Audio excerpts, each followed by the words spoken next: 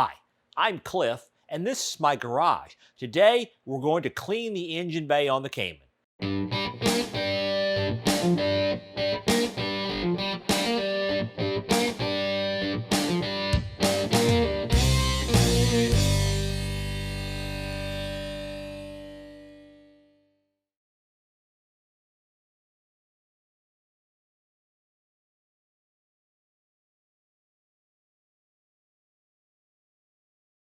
Hey, welcome back to the garage. And if this is your first time joining me, thanks for dropping by.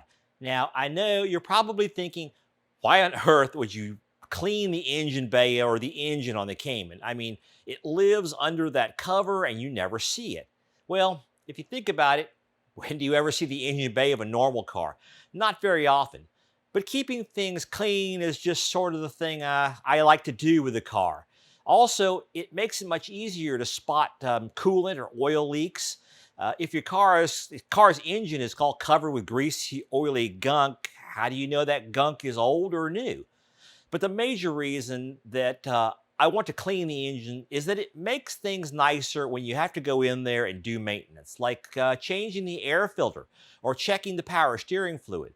Or in my case, I'll be in here quite a lot over the next month or two, installing an exhaust valve controller and a new high flow air filter and intake, as well as installing a new IPD intake plenum and upgrading the throttle body to a new 82 millimeter GT3 version. I've also been eyeing one of those clear engine covers, so having a nice clean engine bay would be kind of nice. Okay, so for whatever reason, you've decided to clean and detail your engine bay. Let's see how you do that. It's early summer here in Florida, which means it's already god-awful hot out there. So I'm going to do the prep here in the garage, and then we'll take the car outside to do the actual cleaning. Start off by opening the rear hatch. Now, you may not have ever realized it, but this hatch has two open positions. If you open it and just let it go, it goes up to this normal position. But if you push, it'll go past that stopping point and open up to a fully open position. This makes it a little easier to get in here and work on the engine or do some cleaning or whatever reason you have for getting in back here. First step, we need to remove the cargo net. Next, we're going to remove this carpeted sound deadening cover. And the best way to do that is to use a trim removal tool. You can get a whole set of these for like $12 to $15.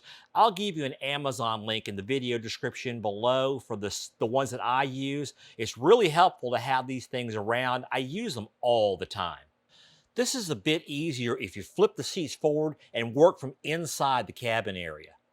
I'm not sure if it's coming through on the video, but you can see here why you use a trim removal tool and not something like a screwdriver. It's all scratched up here from people doing this with something like a screwdriver. Find kind of a broad tool here. I just put it in right here and just pry, and it'll pop it right out.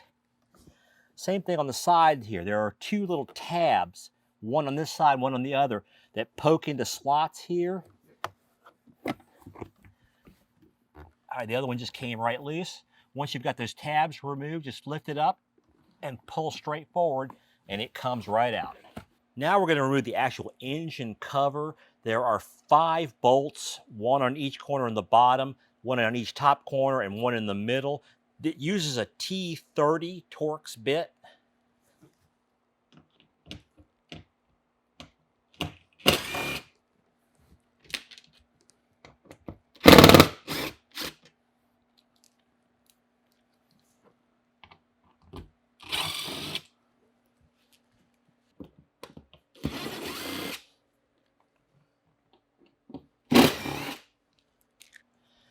Now there's this little piece of foam rubber tucked in here. Just set that aside. And on the bottom edge down here, just lift it up. Sometimes it's kind of sticky, and then you can use the trim removal tool to pry it up a bit. And there is the engine. It's almost impossible to totally avoid splashing while cleaning the engine, so we're going to mask off the rear trunk area. I'm just going to use some super cheap, lightweight plastic sheeting. I think I got this from Lowe's. Make sure it's at least 9 feet wide. cut off around 10 feet of the plastic sheeting and spread it out over this area, letting it droop down into the area around the engine bay and in the trunk area. Now, I'm using these vinyl wrapping magnets to hold it in place, but pieces of painter's tape will work just as well, if not as easily.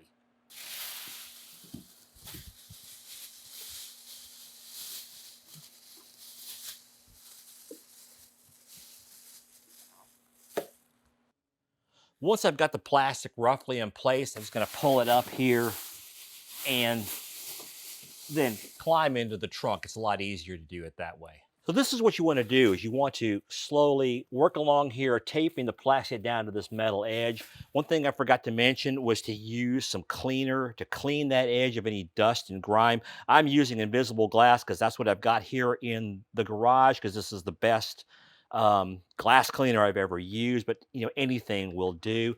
It's best to just go along here, work slowly with small pieces of tape, like get this piece set here and then get this corner set and then work your way along.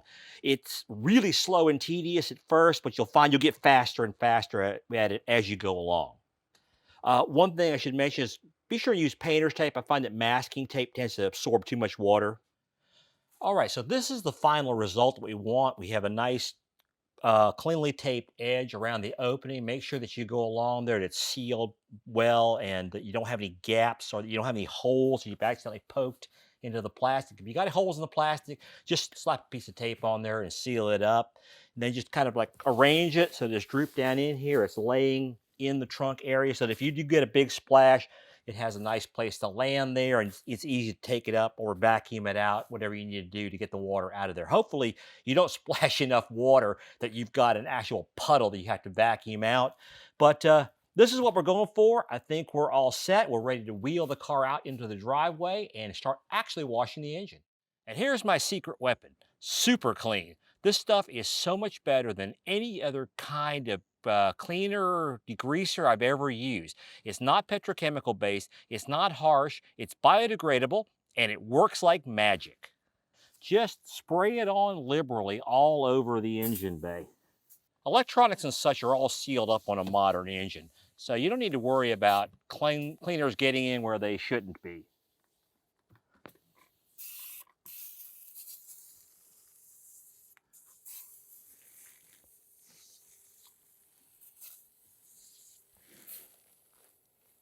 As you can see, just sitting there working, it's already loosening up all this grease and grime and everything. It's working great. Well, we've let it sit for a few minutes. I'm just going to spray some here on this broad brush. This is great for loosening up the dirt, agitating it a bit on the main area. This makes pretty quick work of it.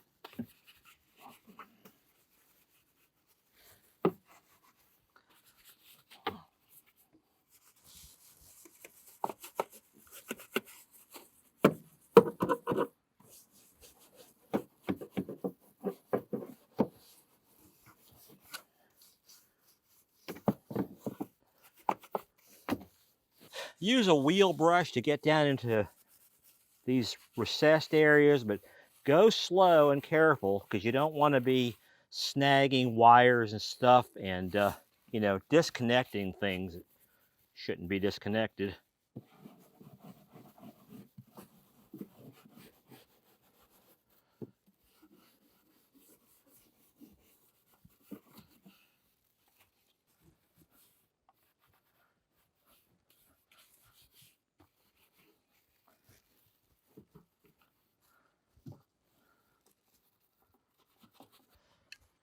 Just going to hit it with a little more.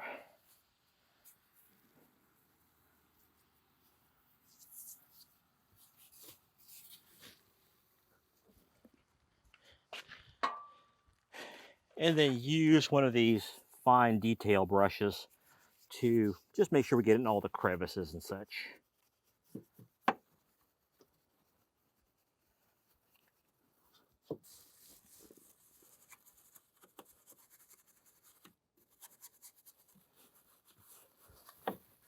Let it sit for a few more minutes and then rinse it off with water. Now, don't panic about putting water on the engine. As I said, modern engines are pretty well sealed up. If you're concerned about it, then don't do this. Also, don't drive in the rain or snow or through puddles. Seriously, a little free-flowing water won't hurt anything. What you don't want to do is get in here with a pressure washer and start blasting electrical connections with 3000 psi. No, what we want is just a nice low pressure volume of water flowing over the engine. I like using this thumb control nozzle on the what is this, the mist setting, and it puts down quite a bit of water, but in a gentle way, and we can rinse the engine off.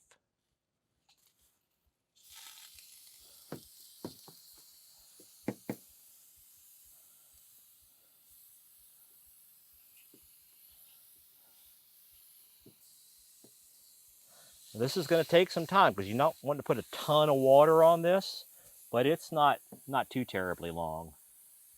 So I switched over to a different like shower setting, and I'm kinking the hose to control the water flow just to get a stronger flow to flush out this crevice here. Make sure we get all the product out of there. Now you can go ahead and let this thing air dry. I prefer just to use a blower like this, sort of a leaf blower thing to blow the water off of it, especially at that big crevice. Now the things you don't want to go crazy with this, I took the concentrator nozzle off of here so that I wasn't hitting with too much air, because you don't want to be, the same thing with like the pressure washer, you don't want to be putting a lot of pressure on that water and forcing it into connection. So I'm just going to use it with the nozzle wide open. And if your leaf blower has a lower power setting, use that.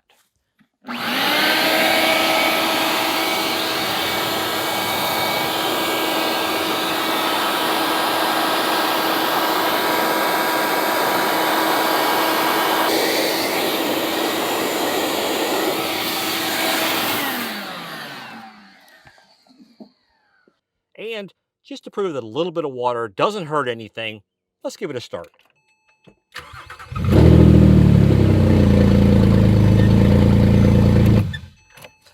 I forgot, I've got the exhaust off of here already, getting ready to install the new valve exhaust system, so that was kind of loud. Okay, now we just need to remove the plastic. And we're back in the garage. I let the engine dry off and spot cleaned a couple of areas I had missed with the brush, then applied my favorite engine bay dressing. Actually, this is my favorite dressing for plastics and rubber all over the car. I love using this marine aerospace protectant from 303 products. It's easy to apply, it helps keep all the plastics and rubber looking new, and I especially like that it dries to a nice matte finish. I'm just not a big fan of that shiny look. To me, it looks like everything is slick and oily. Now, one thing I do is, instead of using the spray bottle that it comes in, instead, I use one of these continuous spray bottles. It atomizes any liquid into a very fine spray that goes on very evenly. I mean, just look at how it comes out continuously. When you keep pumping it, it's just a continuous, nice, even spray. These bottles are great for so many products, not just the dressing, but things like isopropyl alcohol for cleaning or spray waxes. These things work so good. Now, as always, I'll give you an Amazon link in the video description below for both the protectant and these spray bottles. Just spray the engine down lightly, and then on the top areas, come in here and just sort of buff it off, and it looks great. All that's left to do is to put the engine covers back on, and we're done. Now, before you leave, go down there, smash that like button, and feed that algorithm. We've gone past 3,000 subscribers, and we're shooting for 5,000 by the end of the year. So be sure to subscribe to the channel if you haven't already. And finally, a lot is about to start happening with Project 987.2. So to make sure that you keep up, go click on that bell icon. That turns on notifications for this channel so that YouTube will let you know every time that I post something new from here in Cliff's Garage. I'll see you next time.